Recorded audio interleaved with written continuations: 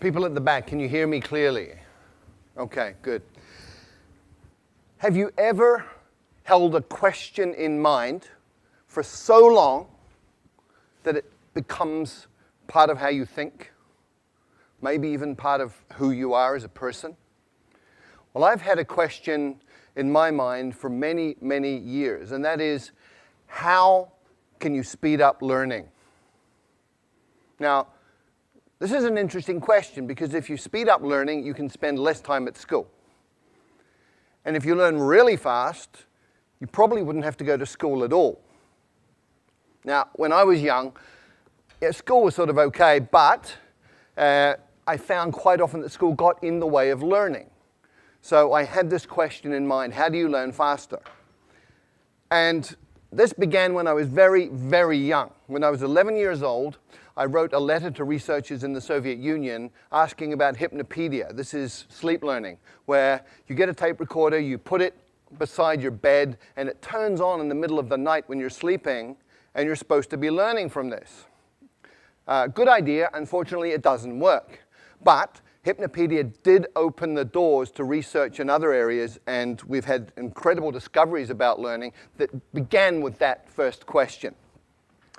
I went on from there to become passionate about psychology, and I have been involved in psychology in many different ways for the rest of my life up until this point.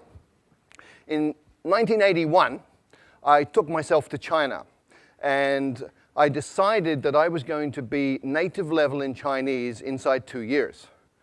Now, you need to understand that in 1981, everybody thought Chinese was really, really difficult and that a Westerner could study for 10 years or more and never really get very good at it.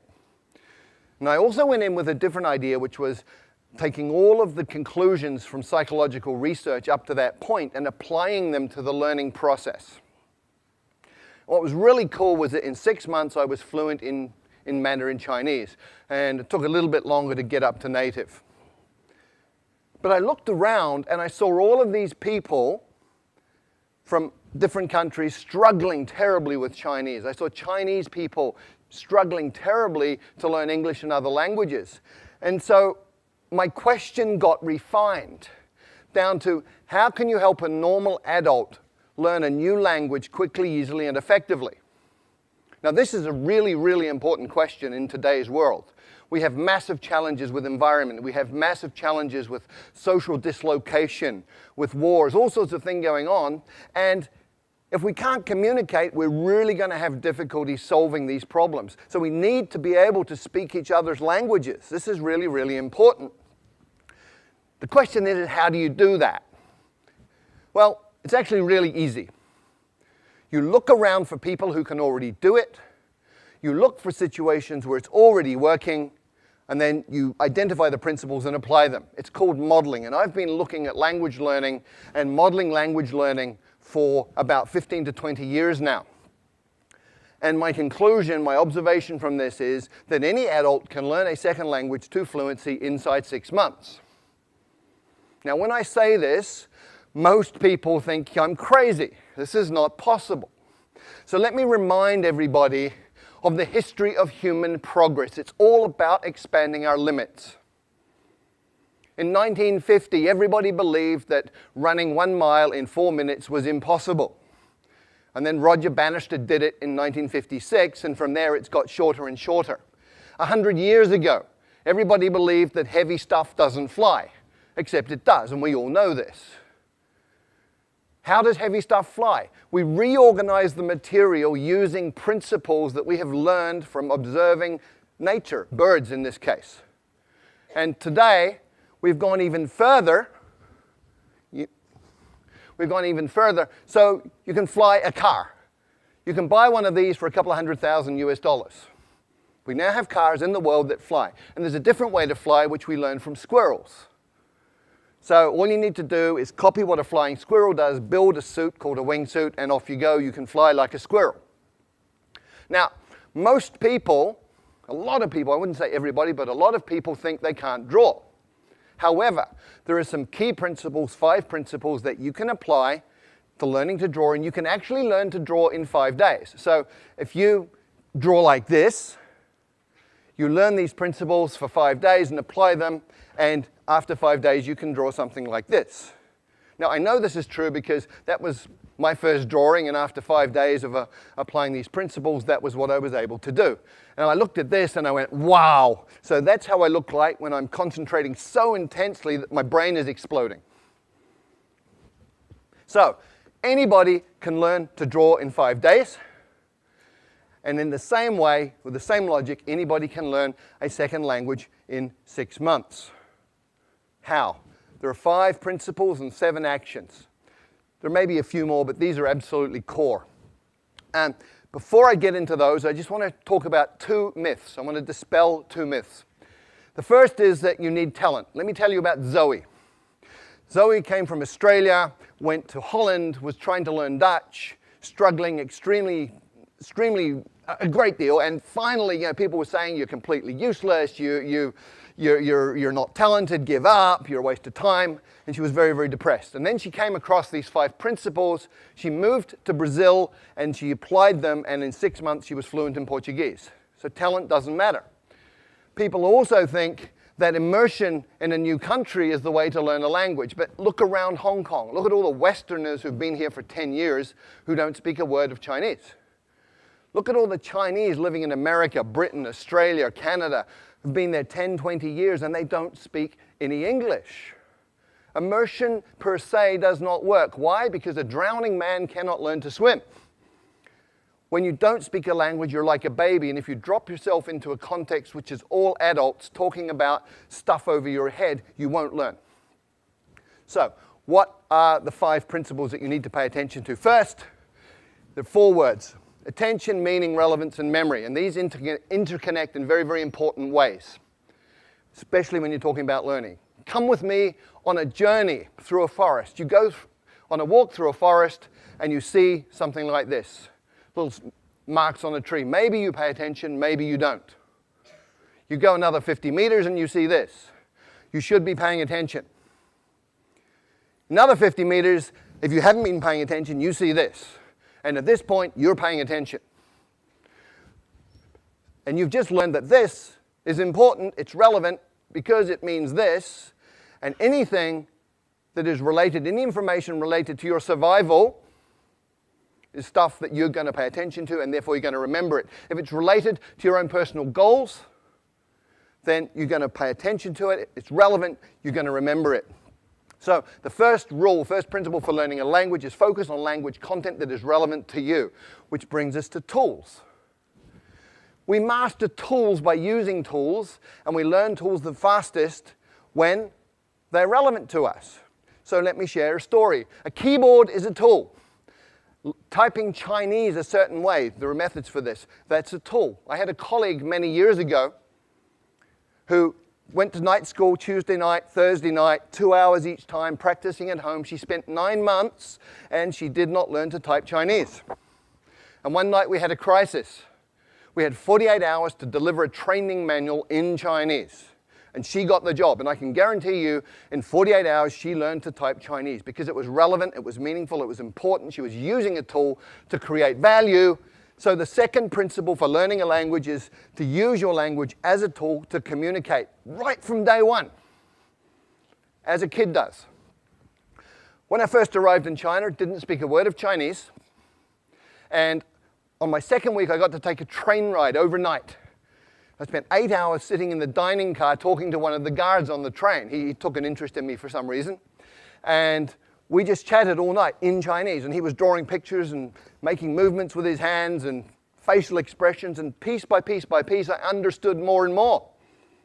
But what was really cool was 2 weeks later, when people were talking Chinese around me, I was understanding some of this, and I hadn't even made any effort to learn that. What had happened, I'd absorbed it that night on the train, which brings us to the third principle. When you first understand the message, then you will acquire the language unconsciously. And this is really, really well documented now. It's something called comprehensible input. There's 20 or 30 years of research on this. Stephen Krashen, a leader in the field, has published all sorts of these different studies. And this is just from one of them. The purple bars show the scores on different tests for language. The green and the purple people were people who had learned by grammar and formal study. The green ones are the ones who learn by comprehensible input. So comprehension works. Comprehension is key. And language learning is not about accumulating lots of knowledge. In many, many ways, it's about physiological training. A woman I know from Taiwan did great in English at school. She got A grades all the way through, went through college, A grades, went to the US, and found she couldn't understand what people were saying. And people started asking her, "Are you deaf?" And she was English deaf. Because we have filters in our brain that filter in the sounds that we are familiar with, and they filter out the sounds of languages that we're not. And if you can't hear it, you won't understand it. If you can't understand it, you're not going to learn it. So you actually have to be able to hear these sounds. And there are ways to do that, but it's physiological training. Speaking takes muscle. You've got 43 muscles in your face. You have to coordinate those in a way that you make sounds that other people will understand. If you've ever done a new sport for a couple of days and you know how your body feels, hurts, if your face is hurting, you're doing it right. And the final principle is state, psychophysiological state. If you're sad, angry, worried, upset, you're not going to learn, period. If you're happy, relaxed, in an alpha brain state, curious, you're going to learn really quickly. And very specifically, you need to be tolerant of ambiguity. If you're one of those people who needs to understand 100% every word you're hearing, you will go nuts because you'll be incredibly upset all the time because you're not perfect. If you're comfortable with getting some, not getting some, just paying attention to what you do understand, you're going to be fine, you'll be relaxed, and you'll be learning quickly. So based on those 5 principles, what are the 7 actions that you take? Number 1, listen a lot. I call it brain soaking. You put yourself in a context where you're hearing tons and tons and tons of the language, and it doesn't matter if you understand it or not. You're listening to the rhythms, you're listening to patterns that repeat, you're listening to things that stand out. So just soak your brain in this. The second action is you get the meaning first, even before you get the words. And you go, well, how do I do that? I don't know the words. Well, you understand what these different postures mean. Human communication is body language in many, many ways. So much body language. From body language, you can understand a lot of communication. Therefore, you're understanding, you're acquiring through comprehensible input. And you can also use patterns that you already know. If you're a Chinese speaker of Mandarin and Cantonese and you go to Vietnam, you will understand 60% of what they say to you in daily conversation because Vietnamese is about 30% Mandarin, 30% Cantonese. The third action, start mixing. You probably have never thought of this, but if you've got 10 verbs, 10 nouns, and 10 adjectives, you can say 1,000 different things. Right? Language is a creative process. What do babies do? Okay, me, but, now. Okay, that's how they communicate. So start mixing, get creative, have fun with it. It doesn't have to be perfect, just has to work. And when you're doing this, you focus on the core. What does that mean? Well, with every language, there's high-frequency content. In English, 1,000 words covers 85% of anything you're ever going to say in daily communication. 3,000 words gives you 98% of anything you're going to say in daily conversation. You've got 3,000 words, you're speaking the language. The rest is icing on the cake. And when you're just beginning with a new language, start with your toolbox. Week number 1. In your new language, you say things like, how do you say that? I don't understand. Repeat that, please. What does that mean? All in your target language. You're using it as a tool, making it useful to you. It's relevant to learn other things about the language. By week 2, you should be saying things like me, this, you, that, give, hot, simple pronouns, simple nouns, simple verbs, simple adjectives, communicating like a baby. And by the 3rd or 4th week, you're getting into what I call glue words. Although, but, therefore, these are logical transformers that tie bits of a language together, allowing you to make more complex meaning. At that point, you're talking. And when you're doing that, you should get yourself a language parent. If you look at how children and parents interact, you understand what this means. When a child is speaking, it'll be using simple words, simple combinations, sometimes quite strange, sometimes very strange pronunciation. Other people from outside the family don't understand it. But the parents do. And so the kid has a safe environment, gets confidence. The parents talk to the children with body language and with simple language they know the child understands. So you have a comprehensible input environment that's safe. We know it works, otherwise none of you would speak your mother tongue. So you get yourself a language parent who's somebody interested in you as a person who will communicate with you essentially as an equal, but pay attention to help you understand the message. There are 4 rules of a language parent. Spouses, by the way, are not very good at this, okay? But the 4 rules are, first of all, they will work hard to understand what you mean, even when you're way off beat. Secondly, they will never correct your mistakes. Thirdly, they will feed back their understanding of what you're saying so that you can respond appropriately and get that feedback. And then they will use words that you know. The 6th thing you have to do is copy the face. You've got to get the muscles working right so you can sound in a way that people will understand you. There's a couple of things you do. One is you need to hear how it feels and feel how it sounds, which means you have a feedback loop operating in your face. But ideally, if you can look at a native speaker and just observe how they use their face, let your unconscious mind absorb the rules, then you're going to be able to pick it up. And if you can't get a native speaker to look at, you can use stuff like this. Sing, song, king, sung, hung. And the final idea here, the final action you need to take is something that I call direct connect. What does this mean? Well, most people learning a second language sort of take the mother tongue words and the target words and go over them again and again in their mind to try and remember them. Really inefficient.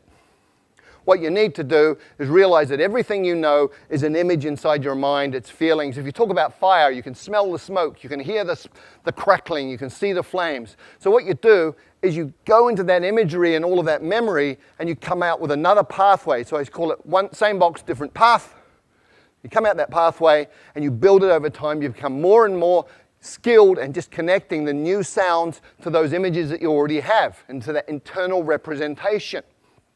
And over time, you even become naturally good at that process that becomes unconscious. So there are 5 principles that you need to work with, 7 actions. If you do any of them, you're going to improve. And remember, these are things under your control as the learner. Do them all. You're going to be fluent in the second language in 6 months. Thank you.